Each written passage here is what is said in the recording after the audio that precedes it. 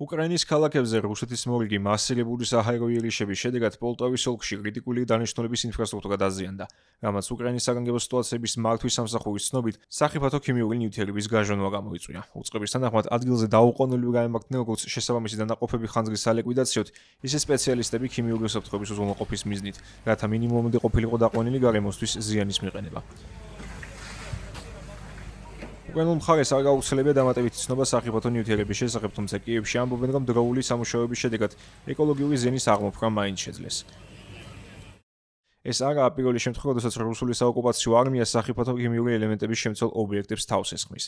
2022 წლიდან მიმდინარე ომის ფარგლებში საზოგადოებისთვის ცნობილია კრემლის ჯარების ქმედებები ჩერნობილის ზონასა და ზაპორიჟიის ატომური ელექტროსადგურის მიმდებარედ, რამაც ევროპული კონტინენტი და სრულიად მსოფლიოც ეკოლოგიური კატასტროფის ზღვარზე მიიყვანა.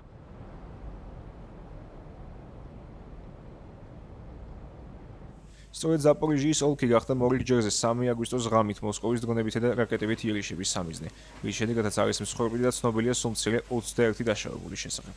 ოფიციალური უწყებების თანახმად, ღამემ ზაპორიჟიაში მასირებული აფეთქებების 2 ტალღის ფონზე ჩაიერა. სამიზნე ისევ საცხოვრებელი სახლები, კერძო დასახლებები, ავტომობილები, სასაწყობო ფაქტები იყო. უკრაინის სამხრეთით მდებარე ეს ოლქი რუსული საოკუპაციო არმიის განსაკუთრებული ყურადღების ცენტრშია მოქცეული და თითქმის ყოველდღიურად კრემლი მის წინააღმდეგ აწარმოებს იერიშებს.